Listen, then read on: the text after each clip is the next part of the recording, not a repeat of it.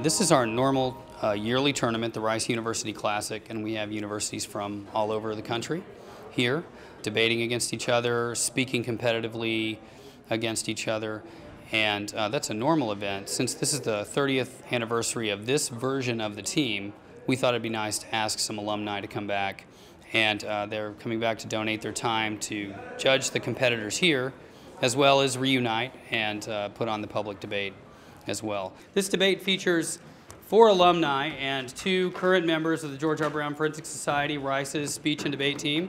And we thought it would be fun to put them with 2 of our new people, a sophomore and a freshman, and have a little debate on a topic that seems to be on everybody's minds these days.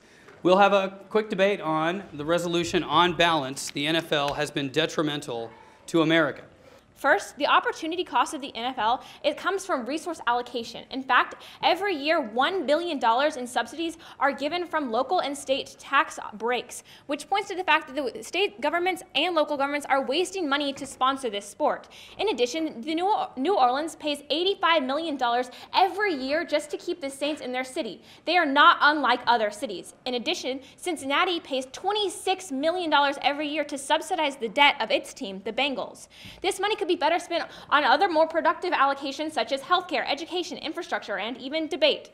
We've seen what happens without the NFL, and it's hurt the economy. The last lockout in the NFL, which you may have heard about on the news, led to 115,000 jobs to be threatened under the fact that they might lose them. The football stadiums, you have to keep paying them, like in New Orleans, $8.5 million a year just to stay, right? But if you fund something like healthcare, then you are making people healthier over their lives. Or if you fund something like education, you're making people more productive over their lives. So even if it creates some net benefits, we're not arguing, or some net economic growth, we're not arguing that it doesn't do anything. We're just saying that there are more productive uses to society. So on balance, it's been bad for society. So I think there's an argument here about the NFL has solved a problem that it created. Here's the problem the NFL just solved. Head trauma. The science of head trauma is advanced because of the way the NFL has interacted. Specifically, the advance is that it used to be that only concussions were seen to matter for head trauma. Only concussions were seen to matter for brain damage. That's simply false. The only reason we know it's false is because we've been tracking 1,600 people over the last 3 decades carefully to see what happens when they get struck in the head. So this is the pick 6, if you will. The world without football is a world in which kids go to school and learn about things like debate and hopefully spend their time on more productive activities. The world without football is a world in which kids then go become scientists or doctors or maybe even lawyers.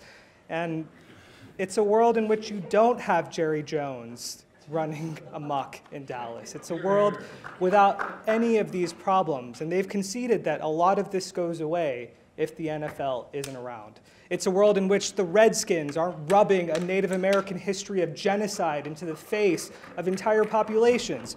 So to say that we can't imagine a world without the NFL is a certain lack of creativity, and it's patently not true. In conclusion, when we get down to the overall point that's being seen here, the NFL creates an effective media-based platform, and the buying power through revenue generation creates an opportunity for them to prove successful at resolving these social issues. Now to the ethos rhetoric. Guys, this is easily won. The only question that you have left to ask yourself is, are you ready for some football? Let's do a quick house vote. We'll just do a rough count. The negative has it. On balance, the NFL has not been detrimental to football.